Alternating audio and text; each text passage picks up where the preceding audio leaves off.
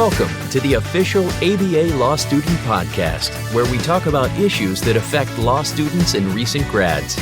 From finals and graduation to the bar exam and finding a job, this show is your trusted resource for the next big step. You're listening to the Legal Talk Network. Hello, everyone, and welcome to the ABA's Law Student Podcast. I'm so excited. First of all, yesterday was my last day of law school, but we're going to have like an excellent conversation today. I'm super excited because we have Molly Rance. She is a licensed professional counselor. She's the director for Lawyers and Judges Assistance Program with the State Bar of Michigan, and we are going to have, I'm hoping I'm going to get me like a good Oprah moment out of this. I'm going to cry. I'm going to be so ready to get out all of these emotions just in time to get ready for the bar. So welcome, Molly.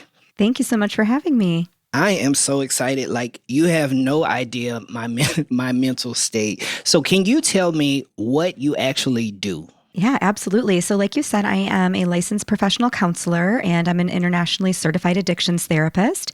And I am the director of the Lawyers and Judges Assistance Program at the State Bar of Michigan. I have been with that program for the past, almost 12 years. And I've been in the director role since July of 2020. So stepped in right in the midst of the pandemic, which was very interesting. Ooh, you got some raw emotion. Yeah. But our program does a lot of things. We offer services to law students and to lawyers and to judges. And, we offer services to those that are dealing with mental health or substance use issues, anxiety reduction, stress management. But we also help those who are really just looking to maximize their overall well-being. So there doesn't need to be a problem to contact LJAP and utilize our services. Good deal. Now, you work exclusively in the legal field, correct? That is correct. Yep. So we offer services to law students, to bar applicants, to lawyers, and to judges. We also do free consultations for, concerned parties or their family members, but always tied back to the legal profession. Okay. So you talked about the first thing that just popped out in my head. You talked about bar applicants. So I am essentially a bar applicant. I take the bar exam this July. How does the process work of me coming to you to help my mental state during bar prep? Yeah, so that's a really good question. So first of all, congratulations on finishing law school and being a bar applicant. You get to change your title from law student to bar applicant, which is really exciting. So like I said, we offer free consultations for legal professionals for their families. We do essentially free short-term counseling for law students. We provide evaluations. We refer folks to properly trained, credentialed, and effective providers. And we do free virtual support groups for both lawyers and law students. And a large part of what I do is professional presentations or educational training. So I'm in the law schools a lot talking to students about how to maximize their wellness, how to take care of themselves during these really stressful times. So if you wanted to use our services, you can just simply call us up. You can find us online or email our contact LJAP email address, and we would be happy to get you the help that you need. Good deal. So what do the programs for a bar applicant look like? Like, am I going to fill out an application and then I get that consultation and then I'm able to do therapy? Or how does that work logistically? Yeah, great question. So how that works, we have a lot of people, I spend a lot of time on the phone with students, bar applicants, lawyers, judges who call up and they're having a hard time. They may not even know what it is exactly that's going on. And so we have a conversation, tell me about what's going on. And, that consultation is really that first step into trying to figure out what resource they might need. And that can go a lot of different directions. So from that conversation, if somebody, a student, for example, is looking for, low cost or essentially free counseling services, the first step in that would be setting them up for an assessment so that they can meet with one of our clinicians and we can make a determination of whether or not, that's going to be a good fit. Now, do I need to be a Michigan resident or apply for the Michigan bar to have this access, or is it anybody? So we offer services to Michigan lawyers, Michigan students, but we are always willing to get people to the right place. So if you call me from California, we will make sure that you get connected with the California Lawyers Assistance Program. So most every state in the country has what we call a LAP, or a Lawyers Assistance Program. Okay. And, there's a saying, if you know one lap, you know one lap. We're kind of all like snowflakes. We do a little bit different things, but our main goal is certainly to, help law students, help lawyers, and help judges thrive. So I see a lot of memes, and I'm already preparing myself for it. The stress that the bar brings. Do you find that getting ready for this bar prep time is on the same level as 1L year, as in a mental state, or is it a beast of its own? So, DeMario, that's an interesting question. I hear the same things from my 1Ls as 2Ls as 3Ls as, my junior associates and my, lawyers that have been in the field a little bit longer. And that is, if I can only get through this one thing.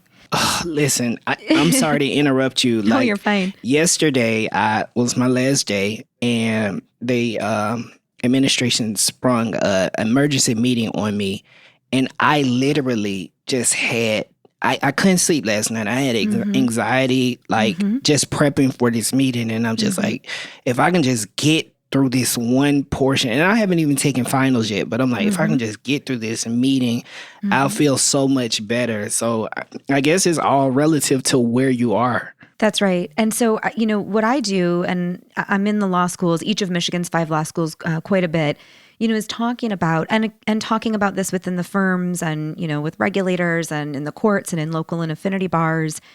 We really need to learn how to deal with that stress and that anxiety. So we're not always looking for the ability to get through this one thing, because what I have found in doing this work over the past decade is that there's always one thing. There's always going to be that one thing. And unfortunately, getting that P number in Michigan, or, becoming a licensed attorney, it doesn't disappear. The stress and the strain doesn't disappear. And, mild stress, mild anxiety, that can be helpful and productive, right? I mean, I'm talking to somebody who just, is finishing law school. You're a high achiever. You have accomplished a significant amount to sit in the seat that you're in. And so my assumption is you've experienced stress or anxiety to some level, and that's been motivating for you. Yeah. The problem is when it becomes, moderate to chronic and it's not going away. How do we know when it's gotten to that point? Because I know for me, throughout law school, I've had a baseline of stress and anxiety. Sure. But how do we know when it has met it's gotten to the point where we need to figure something out? Yeah, great question. So I think, if the stress and the anxiousness continues on after the event. So for example, a huge part of what I do is speak, which is ironic because I always get really nervous about that. And no matter how many times I've done a certain presentation or, given a certain talk, I always get a little anxious and a little stressed beforehand. And that helps me to prepare, right? So I don't show up and sound silly and, I don't get invited back. But if I were to be driving home and, I notice that my shoulders are still really high and I'm still, anxious about that, that's concerning, right? Because it's over and I should be, ready to go home to my husband and my kids and have my night. So if the stress or the anxiousness is still going on after the event, I would say that's one sign that maybe, you could reach out to get help. Another thing would be if the stress or the worry doesn't actually facilitate problem solving. So, if I'm worried, for example, that my children are going to get sick, the more I worry about that doesn't actually lessen their propensity for getting sick, right? So if I'm spending time worrying about things that are outside of my control and that worry isn't actually changing the outcome and it's impacting my ability to focus, that's certainly a concern as well. Gotcha. Okay, so we are going to take a quick break and we will be back with Molly Rands. You like legal podcasts because you're curious and want to be the best attorney you can be. I'm Dave Scriven-Young, host of Litigation Radio, produced by ABA's litigation section with Legal Talk Network. Search in your favorite podcast player for Litigation Radio to join me and my guests as we examine hot topics in litigation and topics that will help you to develop your litigation skills and build your practice. I hope you'll check out Litigation Radio and join the ABA litigation section for access to all of the resources, relationships, and referrals you need to thrive as a litigator. The American Bar Association provides access to career-changing and life-changing opportunities. Connect with an ever-expanding community of like-minded individuals who believe in leaving the world a better place than when they found it. Tap into resources, continuing education, member groups, benefits, and services focused on advancing growth and knowledge in the legal profession. Join us in our pursuit of making a positive impact for all. The American Bar Association. And we're back with Molly Rands. We are talking about mental health. Oh, just a quick plug. This actually is it Wellbeing Month or Week? Wellbeing Week in Law is May 1st through 5th. Wellbeing Week. So I guess we probably just missed it, but it doesn't mean that you can't be well-being in this next week. So like I stated earlier, I see a lot of memes and a lot of jokes about law school students. Prior to doing this type of work, were you specifically in the legal field? So I have a master's degree in counseling, and shortly after I graduated, I started working with individuals who were primarily opiate dependent. So the majority of my clients actually were IV heroin users. So I spent a lot of time working in the field of addiction. I've worked with the chronically and the persistently mentally ill, those with psychotic disorders. And then I ended up coming to the bar in, I believe, 2011. And so I've been working with lawyers ever since. I also do some work with the Health Professionals Recovery Program. So physicians, pharmacists, nurses, those individuals in that type of field that are having issues with mental health and substance use as well. So I've kind of found this niche in, impaired professionals, so to speak. Okay, so you are doing mental well-being for the legal community. Is this stress and this, in some instances, addiction and dependency, does the legal field is that one of the factors? Is it the thing that's causing us to do this? Is the call coming from inside the house? So that's a great question. So I like to think about the well-being movement, which really gave us a lot of this information, is happening in 2016 with these two quite large studies. And one is infamously now known as the lawyer study, and one is the law student study. And the law student study looked at nearly 3,000 law students across 15 diverse law schools in the United States. And we found that students were struggling with mental health and substance use issues at rates that were much higher than the general population. And not only the general population, but also other high-stress graduate programs. And, we've looked at the rates of this. So for example, I think it was 17% of the students surveyed of the 3,000 were dealing with depression at the time. 14% were struggling with severe anxiety. I think a quarter of the students fell into the category of being at risk for alcoholism, which is startling. And at the time of the study in 2016, 6% of the students surveyed had thought about suicide within the past year. Wow. So really significant. But if you look at other studies, there was a study out of Harvard in 2017.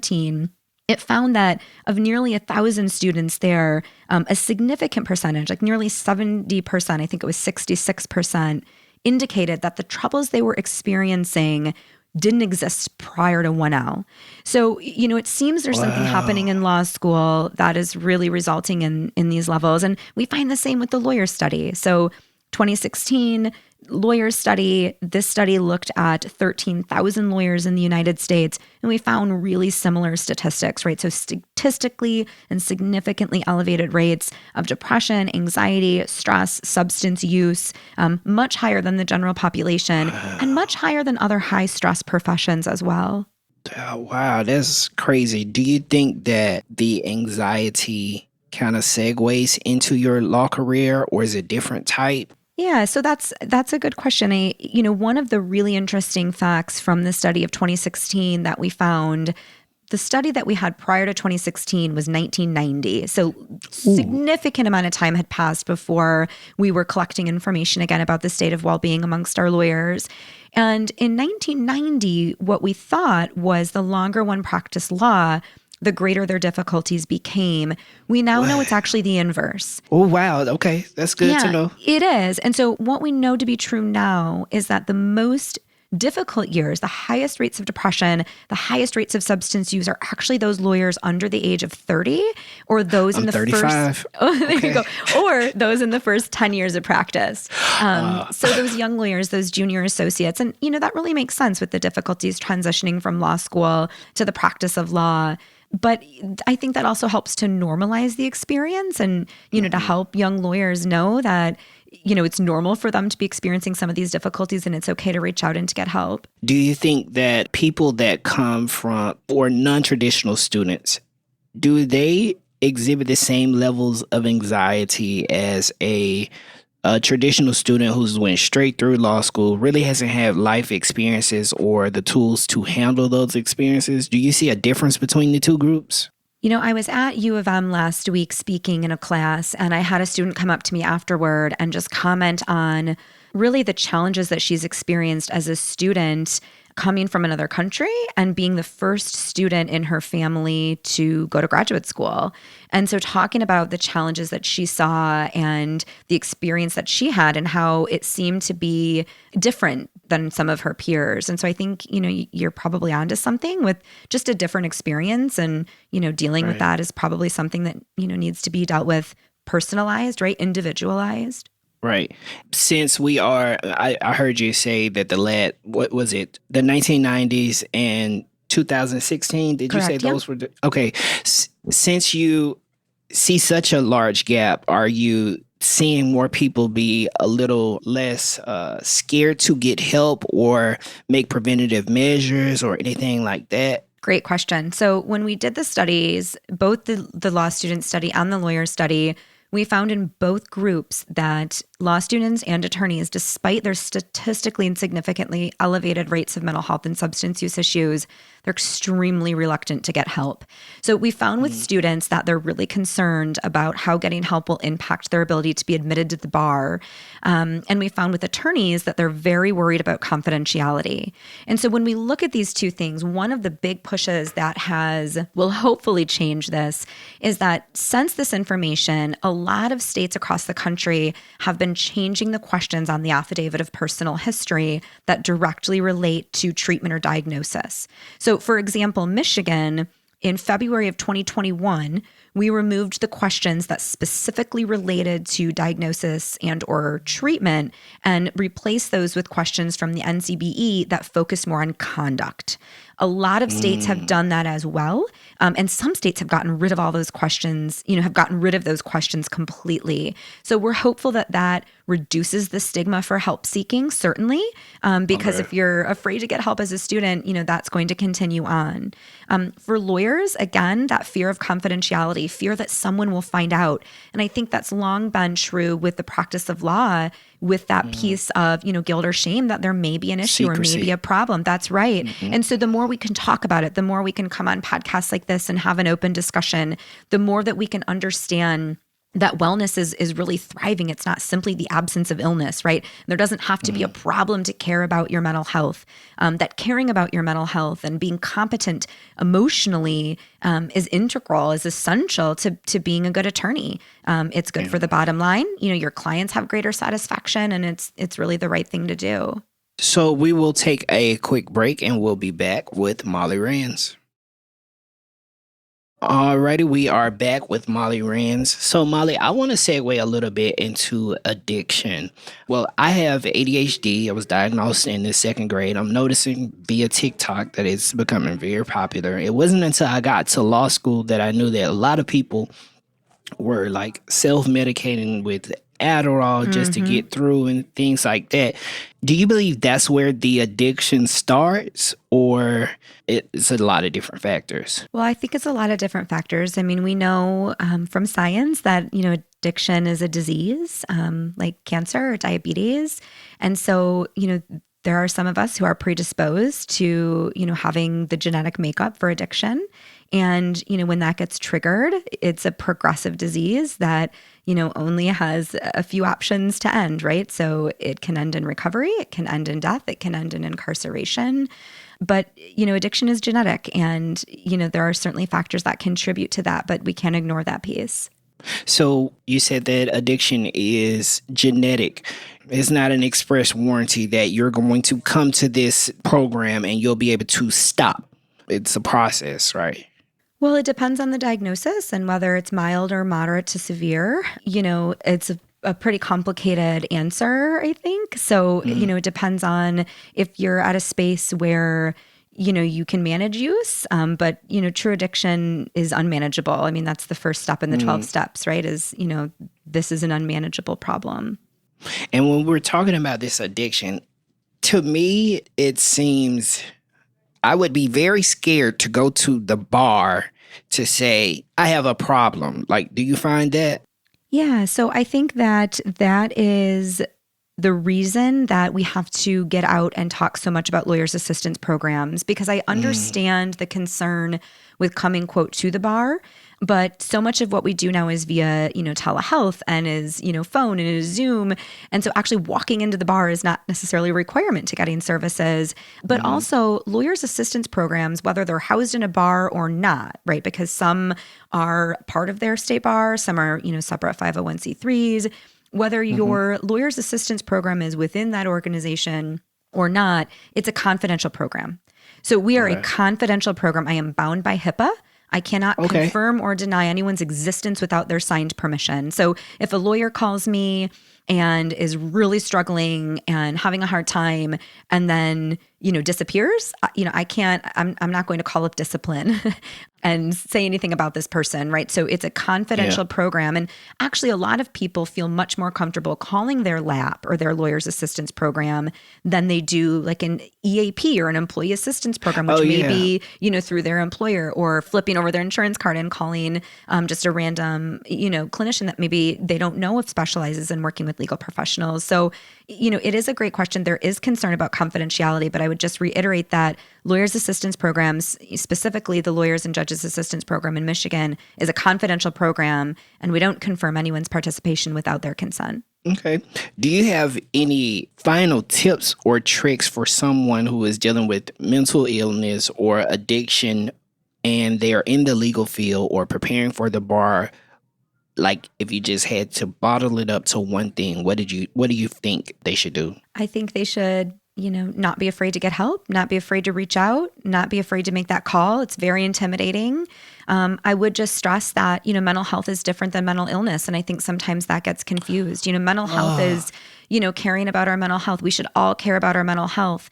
Mental illness is different, right? Mental illness is not going to be cured by, meditating it away or a walk in the woods. Those are great things to be able to do to add to our toolbox. But, we have to, sometimes we need to get the help of a professional who specializes in the field and can help to guide us with what is the most appropriate treatment option. Well, Molly, I want to thank you. I feel like I am equipped enough to look and see if in my state there are some type of programs through the bar that I can get mental health help.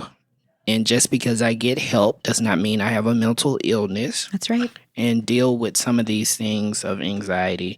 Once again, can you please restate where people can find you or where they can get this type of assistance? That's right. So you can find us at mishbar.org. That's MICHBAR.org. And there's a drop down where you can find the Lawyers and Judges Assistance Program. We also have an email, confidential. That's contact LJAP. That's contact LJAP at mishbar.org. Okay. Well, thank you so much, Molly, for spending your time with me. I appreciate your time. Thank you so much. And I think I am going to reach out to my state bars just to make sure everything is working, because it's mental health, not mental illness. Thank you so much for having me on the show, DeMario. Thank you. If you'd like more information about what you've heard today, please visit LegalTalkNetwork.com. Subscribe via iTunes and RSS. Find us on Twitter and Facebook, or download our free Legal Talk Network app in Google Play and iTunes.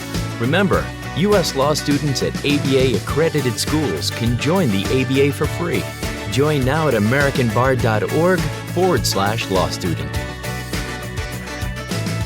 The views expressed by the participants of this program are their own and do not represent the views of, nor are they endorsed by, Legal Talk Network, its officers, directors, employees, agents, representatives, shareholders, and subsidiaries. None of the content should be considered legal advice. As always, consult a lawyer.